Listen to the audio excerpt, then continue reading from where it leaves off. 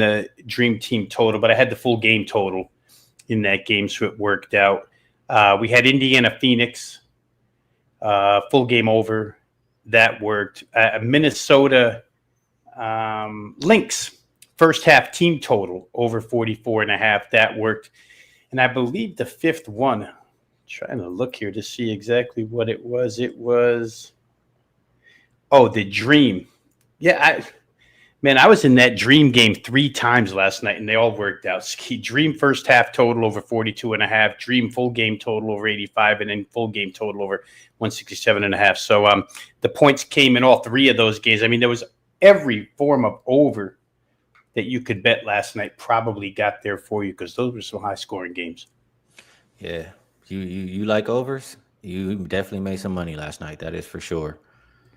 We have one game, only one to talk about here today. So let's go ahead and knock it out. And that looks like Valkyries and Mystics opened up. This is not correct. I mean, maybe it opened up.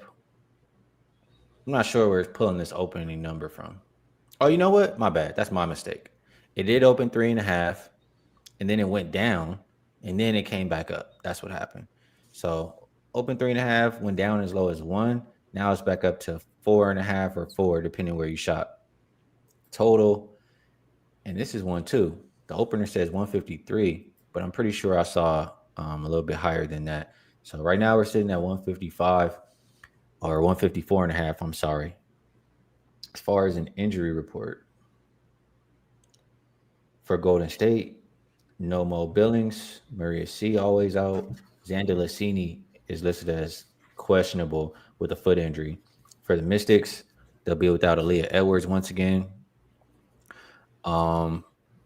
This is the front end of a back-to-back for the Valkyries. I forget who they play tomorrow, but they do play tomorrow. And man, Veno, this Valkyries team, they've been on the road every single game since the All-Star break. On the flip side, Mystics have been at home every single game.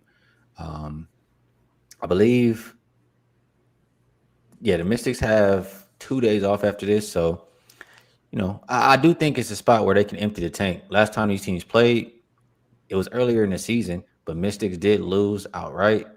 Now, maybe without Xander Lassini, without Mo Billings, without Kayla Thornton over there, maybe Mystics get a little bit of revenge here, Rob Veno. How are you looking at it? Yeah, and it's important, Skee, because these two teams are battling for the last playoff spot. And they're only separated by half a game. Washington's 13-13, Golden State's 12-13. They won't play again this year. And Washington, as you mentioned, lost the first time around. So if Golden State can get this, they would have the head-to-head tiebreaker, winning both times. For Washington, it's important that they even this up at 1-1 and go to the further tiebreaker. But even more important is that it would give them a little more space between themselves and Golden State. They'd be up a game and a half. So everything to play for both sides. And Washington, as I was doing some research this morning, remembered that they barely missed the playoffs last year. So they would love to get back in this year. But Golden State, first-year team, would love to get in too. So I think there's big implications for this one. Don't like the injury situation for Golden State at all. I think some of that return to Washington money after it had gone down originally, I think that's due to Mo Billings. She played the other night and now is ruled out again with the ankle, so we'll see how that works out. Xander Lassini hit the game winner the other night. She's important to this squad as well. We'll see if she can go. So those injury situations on Golden State aren't helpful. They did get the win for us the other night in Atlanta. I looked at the immediate go-to with Golden State, which is first half, and we talked about first half on the road the other night. First half is an away dog the other night. They're in the same situation as they were against Atlanta, and they won to increase themselves, I think, to 7-2-2 in that particular role. But Washington, Skee, which was a lousy first half team to start the year, we talked about it a lot here on the show, 3-11-2 first half, their first 16 games. But since then, they're 8-4 first half. And they've covered 3 straight here at home in the first half. So Washington's kind of turned a corner where you can't just fade them automatically first half here anymore.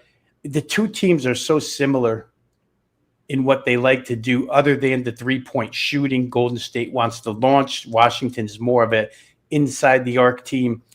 I think Washington's got a couple advantages here that suggest they're the right side. I just don't know that I want to lay 4.5 with them. Golden State can buckle down on defense. Washington comes off a game where they played Chicago. It's nice to score 103, but when you score them against Chicago, it's not the same defense as Golden State. I didn't play it. If I had to, I would either look under the 157.5, or it's 154.5, excuse me, or I would look towards the Washington side in some form. But like I said, I'm just so leery of their offense winning this one by margin, 5 points. Kind of scary. Yeah, I can understand. I think it's a really bad spot for Golden State. Maybe Golden State team total under. I mean, they've struggled to score a little bit lately. They did score 77 last game, 64 before that. I mean, they've been a little up and down. It is a low total for the team total at 75 or 75.5. I just think Washington, they're playing a little bit slower lately. Let me actually just pull up the numbers so I can be specific. Well, Valkyries playing at the slowest pace in the league last 5 games. Mystics actually middle of the pack. Both teams top 5 defensive rated teams in that same span. Bottom 5 offensive rated teams. I mean, it does seem like, especially with the situation as far as like, battling for that playoff spot. Yeah, I could see it being under. I want to pull this up, just looking at it. Let's see if we can get this up here. Before I pull it up, Veno, when you think of the Mystics, do you think of them more as an offensive team or defensive team, or high scoring team, low scoring team, however you want to look at it? Wow. I think of them. Here's how I think of them. I think of them as a bully type team. If they're playing a bad defense, they're going to score. If they're playing a good defense, they don't score. So I guess I'm saying they're kind of middle of the road. And if I had to lean towards what they're anchored in, I feel like they're anchored a little more in defense than offense. But as we saw the other night, there's times where they are capable. And I mean, I would consider Golden State one of those better defenses in the league, not a bottom feeder for sure. Here we go. I mean, this is just a team, looking at the team this season. The only game that, and I can just so you can see, I put after the game number 2 because, just taking away. Like the only game that went over in this situation was the second game of the season versus the Sun. But Mystics, after they win, after they score more than 80 points, like we don't think of them as that big offensive team. A little bit of an offensive decline, I guess, in that next game. If they're going to win, they got to win by playing defense. 6-1 to the under, 6-0 after that second game of the season. And none of these games, I mean, trying to do some quick math here, none of them surpassing 150. I just thought that's pretty interesting. We're looking at a 154.5 here today. Any thoughts on this, Veno? Yeah, it makes perfect sense. Like I say, if I were to lean, the couple of ways I leaned was towards the under and maybe towards Washington, just a little bit afraid of them scoring. But none of those examples that you pull up right there are, well, I guess the closest one is within 5 points of tonight's total. So with the playoff type atmosphere that I'm thinking it will be, it just seems to feel like more of an under. And I'll add one last thing here. Golden State does love to shoot the threes, but man, we've seen them on nights where they just don't make anything. So they're very susceptible to unders. Golden State is good defense, hit or miss 3-point shooting, especially if Xander Lassini doesn't play. You're already without Kayla Thornton for the rest of the year. So I could understand under for sure in this case. All right, that looks pretty appealing right there. Mark says he wish he caught under 158. And I'm gonna do a little bit of venting here. All right. Okay. Vegas, it's like Vegas sucks now, bro. Vegas sucks for betting. Like they put the numbers out on the East. We don't have DraftKings. We don't have FanDuel. We don't have these other books. Those numbers are getting put out way earlier than anything we get over here. And they might have had a 158. We never saw a 158 on the West Coast. Oh, the first number I saw pop up was either 154.5 or 155. And I just think that shit is so annoying. Vegas, I mean, Vegas doesn't want you to win, for one, but I just want to have an equal opportunity. Is kind of what I'm trying to say. So I don't know. Maybe I might have to move over there to the East Coast with you, Rob Veno, or something. It is true. The DraftKings of the world, the FanDuels of the world, they get them up really quick. Generally, DraftKings is the first number posted. Bet Online's pretty quick too, but you're right, Skee. With the limited resources that you have there, basically you're pinned to the Las Vegas casino sports books. It probably does rob you of early numbers in a lot of cases where you'd like to get in. Mark saying 158 to open with. I think we all wish we could have had jumped at 158. I mean, I had access to it, but I mean, I should have jumped at that point in time. So yeah, and these WNBA numbers, they fly, right? It doesn't take that much to move them. Some people are quicker to the injury stuff. Yesterday, you brought up a great example, and I don't want to ramble on here because we only had one game, but real quick, the Jordan Canada situation, nobody had a clue about, bro. Nobody. But yet the Atlanta, the number kept going down, all the way to 2.5 from 5.5. I wonder, why does it keep going down?